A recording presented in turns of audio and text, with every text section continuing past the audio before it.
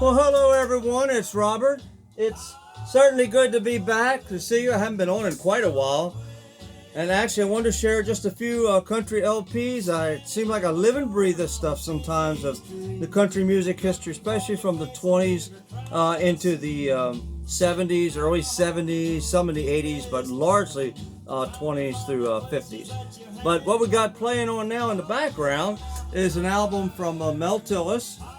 It's the first LP released of him, and it was on the Columbia. Actually, some of the last recordings he made around 61 or so. He had been recording for Columbia since 57. So Mel Tillis does go back into the 50s, and a nice, very nice honky-tonk country album. So next we got Buck Owens, You're For Me. One of the very fine early Buck Owens albums from the early 60s. Featured You're For Me and Under the Influence of Love, Nobody's Fool But Yours, Down on the Corner of Love, which was a re-recording of an early Pet recording. Just a good, solid Buck Owens sound. And then we have an Eddie Arnold. It's on the Camden label. Of course, he recorded for RCA through the 40s and in the 50s and 60s as well. This is don't neglect to pick up some of the old Camden releases. Camden, just like Columbia's Harmony, would release some of the older recordings by an artist on that label. Some of the hits they might put on RCA, for example, or his current LP, but they would go back into some of the earlier singles they might put on the Camden. They did the same thing with Hank Snow, Don Gibson, even Charlie Monroe, Bill Monroe, Carter Family, and others. This was a very nice Eddie Arnold album.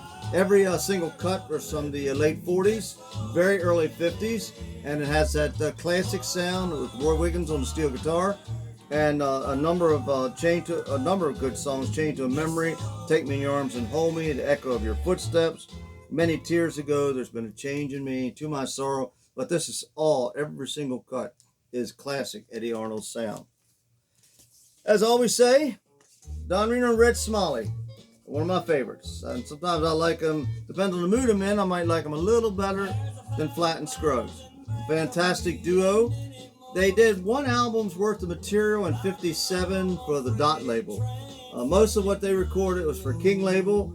This is the one album that featured a number of songs for Dot. They did a couple, One Teardrop and One Step Away. They did the Buck Owens song, Sweethearts in Heaven, Cotton Eye Joe, Howdy Neighbor Howdy. It's a classic Don Reno, Red Smalley, and Tennessee cut-up sound. For my money, this is probably the last top quality Flatt and Scruggs LP made.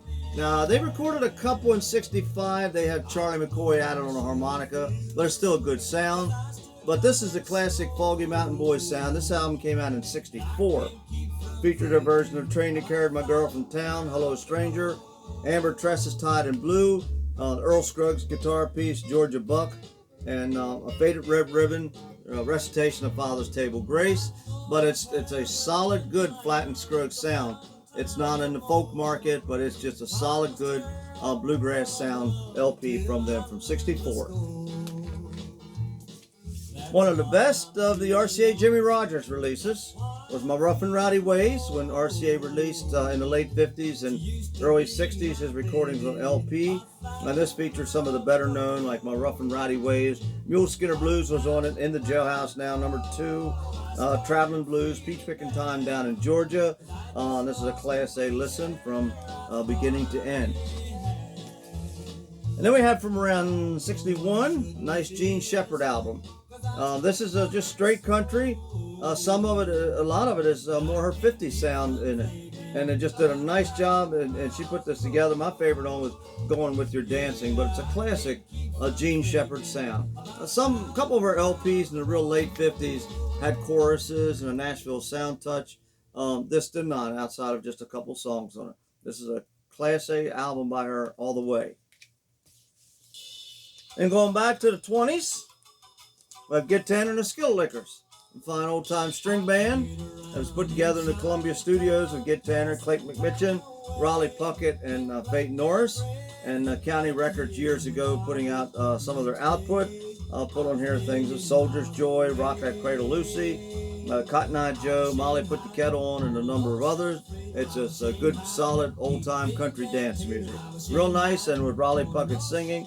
It just adds a lot to it, and they're an easy band of the early bands for somebody to even listen to today, and just to and feel a good time from their music. One good country singer, another one from the 50s and early 60s, was Joe Carson. He made some recordings for the Mercury label, for the Capitol label. One single was on the D label.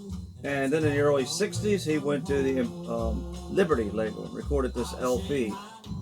He died in a car wreck around 64, I believe it was.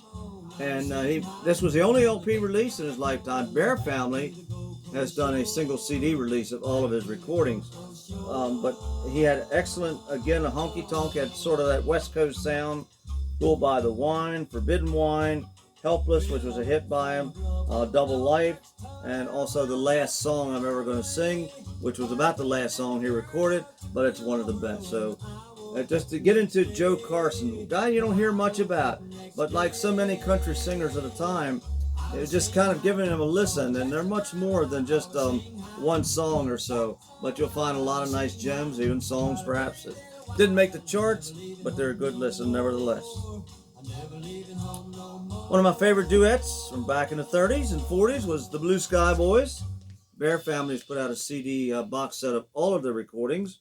RCA released in the 70s this double set of a number of their fine recordings, starting with I'm Here to Get My Baby Out of Jail, and going on into even the early 50s with the Paper Boy and When Heaven Comes Down, The Unfinished Rug, and others.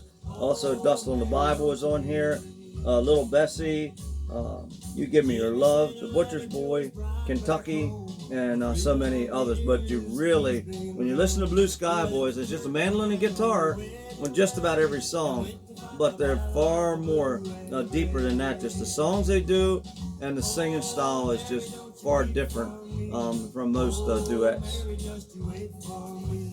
Then we got a nice on the Audio Lab label, released years ago, back around 1960 or so. Recordings he made in the 50s. Was a singer named Pete Pike. Made a number of fine recordings on the Coral label, and he even recorded on the Rebel label, a couple records on them in the very early 60s. He was associated also a bit with Buzz Busby and the Bayou Boys in the 50s, but he had a nice honky-tonk country sound.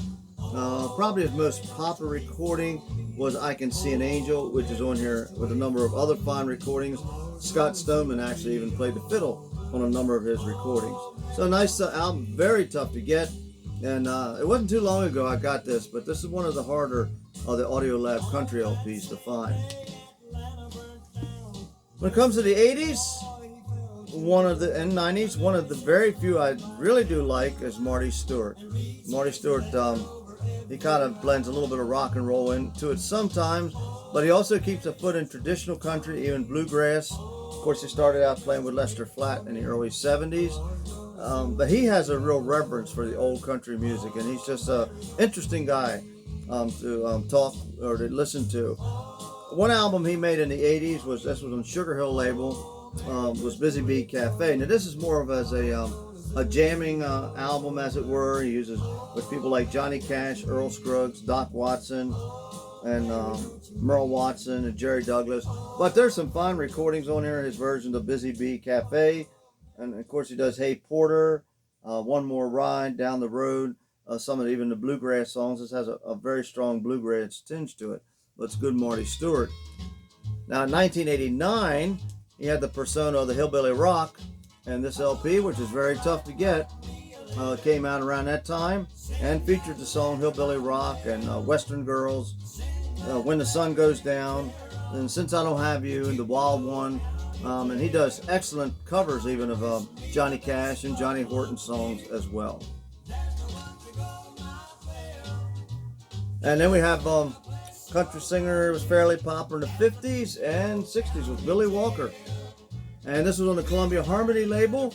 And this is one of the only albums of that time that featured some of his 50s recordings. Mostly on Columbia you'll find his 60s recordings. Of course, Charlie's Shoes was a huge hit, Cross the Brazos at Waco, Funny How Time Slips Away. But much of his 50s material is on this album. And then finally, one of the original Hank Williams LPs from the mid-50s was Honky Tonkin', which featured this one, Jambalaya.